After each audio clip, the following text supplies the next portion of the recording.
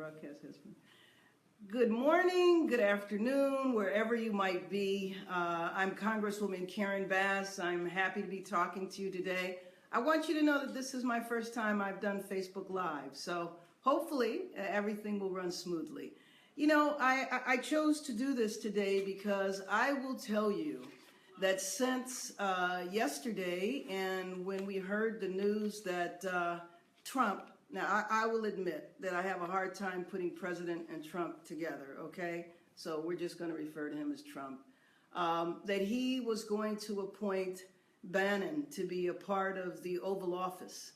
And I have to tell you that it seems like just when we've reached the point of shock as to what Trump would do next, he takes it to a whole nother level.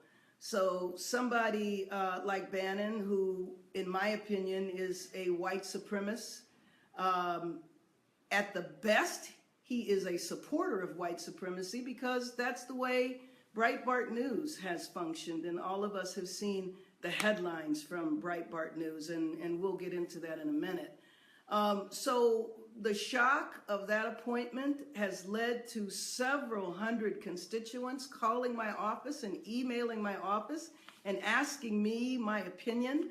I want you to know that I absolutely positively denounce this appointment. I do think it's important for people to realize, though, that this is not an appointment that's going to come before Congress. Trump can put whoever he wants to put in the Oval Office, but that does not mean at all that we're going to accept it. But, you know, putting him aside for a minute, and I do want to come back to him, I want to talk for a few minutes about Trump's policies, if you want to call them that. This is Trump's New Deal for Black America. It's called his Plan for Urban Renewal.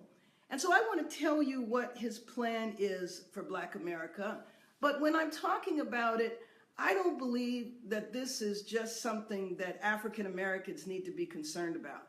It's another example of his assault on the American people, and whether you are African American or white or Asian or Native American or Latino, we all need to be concerned about anybody that would put forward policies like this. And so I'm going to go through each one. And let me start with number one. His first policy is called Great Education Through School Choice. So he wants to allow every disadvantaged child in America to attend the public, private, charter, magnet, religious, or home school of their choice. And he calls school choice the greatest civil rights issue of our time. Now, for those of us that have been around the block, we know that's code for vouchers. And what's the problem with vouchers? Vouchers takes money away from the public school system. He's already expressed his lack of interest in the Department of Education. So if one of his main policies is going to be promoting vouchers, that does not help our communities. That's about divestment from the public school system. And although it's number one on his plan for Black America, this is something that impacts all of America because it impacts public education, period. For the Black community, he's talking about safe communities. And so he wants to invest in training and funding both local and federal law enforcement to remove the gang members, drug dealers, and criminal cartels from our neighborhoods. Remember, he said that Black communities were, I don't know, I guess he described them like war zones, that you can't walk down the street without being shot. He clearly has spent little to no time in any inner city community, whether you're talking about African American, Latino, or what have you. Essentially, this policy that he's calling safe communities, this is promoting failed policies of the last 30 years. We know that this leads to mass incarceration. And he also has said that he was going to promote the policies of stop and frisk. Now, we've had so many discussions about stop and frisk and how that led to serious harassment of African American and Latino young men, in particular in New York. Why on earth would we want that to be a national policy? He also, in his plan for urban America, makes no mention at all of the problems that are happening in our community with police violence, with shootings, and with the fact that Young people as young as 12 years old can be shot, and police officers are never, ever held accountable. All they need to do is to say that their lives were threatened by a 12-year-old with a toy gun, and that child was killed with no accountability. The third one is equal justice under the law. So he says that he's going to apply the law fairly, equally, and without prejudice. That's wonderful. I hope he does that, and I hope we can hold him to that. I don't exactly know where the beef is, though, because if we're going to have equal justice under the law, one of the first things we need is for people who are poor to have access to legal representation numerous times. Let me go back to the education piece, because there is a very good part of the education piece. He says that he wants to ensure funding for historically black colleges and universities. He wants more affordable 2- and 4-year colleges, and he wants support for trade and vocational education. That's just wonderful. So if he does that, then that's something that would be very good. The question is, though, where will he get the money? Now, I hope he gets the money by reducing some funding to defense programs, but it's not really clear. His fourth policy is tax reforms to create jobs, to lift people and communities, to lift up people and communities.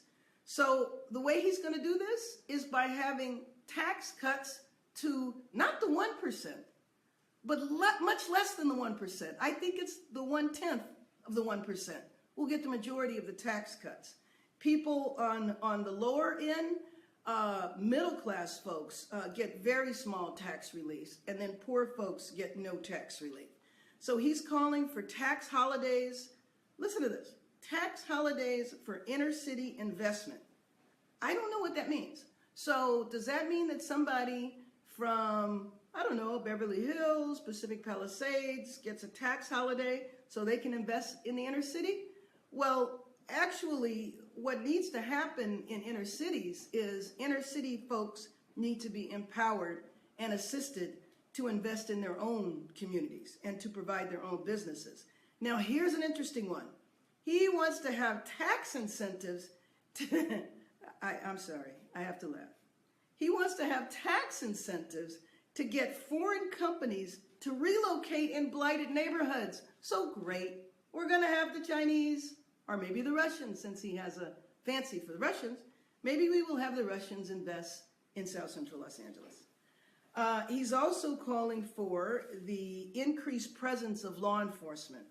I don't think the solution, now this is under the category of tax reforms to create jobs and lift up people and communities. Why would you have the increased presence of law enforcement under that policy? One part of this is good, though. He's calling for the rebuilding of vital infrastructure and the demolition of abandoned properties. That could be good, because that could be an opportunity for jobs. He's also calling for, this is number 5, financial reforms to expand credit to support job creation. So he wants financial reforms to make it easier for young African Americans to get credit to pursue their dreams in business and create jobs in their communities. That sounds great. I hope that that is done in a positive way. But here's something that deeply concerns me. He wants to encourage small business creation by allowing social welfare workers to convert poverty assistance into repayable but forgivable microloans. So I suppose that means that instead of getting food stamps or instead of getting public assistance, you could get a small check, which would be a loan, to start a business. I have a hard time understanding how that would be, how that would work, and what happens to the individual who needs assistance in starting a business. I don't know how that would be helpful. So we're going to take public assistance and turn it into microloans. Trade that works for American workers. That's number 6. I think that this is a good one. He's talking about stopping the massive chronic trade deficits that have emptied out our jobs. I suppose that means that his companies now are going to stop doing business in China. So all those shirts and ties and all that other stuff he wears, maybe he won't be doing that anymore. Again, you can tell by this, even though this is a plan for African Americans, you can tell that this really impacts everybody. Now, the next one I really resent. The next one is protection from illegal immigration. Now, this is just such a blatant attempt to pit African Americans against Latinos, African Americans against Asians, African Americans against Africans. You know, there are black immigrants. So he's trying to pit us against each other by saying that one of the things that really impacts the African American community is illegal immigration, as opposed to a number of other problems and issues that need to be addressed. Now, he attempted to do this in his campaign, and I'm very proud of the fact that our communities did not take the bite. We didn't go for it. We didn't believe it. We didn't buy into it, and we opposed it. And we have to make sure that we don't let this divide us ever. The next one I think is really good. New infrastructure investment. He's talking about public-private partnerships and private investments through tax incentives for infrastructure. Now, I think that's good in general, but I also don't think that you should do that in a way where you undermine union membership and union participation. I'm also going to be concerned that in his rush for infrastructure, that I am very supportive of, that he not use it as an excuse to cut back and eliminate environmental protections that we're very proud of in California. Now, if he does this infrastructure investment, you can be sure that I'm going to continue to promote local hire. And you know, we did that. We were able to pass that legislation. And what that local hire means is that if you want, well, you know, the subway that's going down Crenshaw, that's federal transportation dollars. Of course, it's local dollars too. But until we were able to pass the local hire legislation, it was technically illegal to prioritize hiring people from the neighborhood to work on the Crenshaw line or any of the public transportation projects. So if he does that, then I will certainly support it and continue to promote local hire. But be clear, I will not support it if he uses it to undermine union membership or to roll back environmental regulations.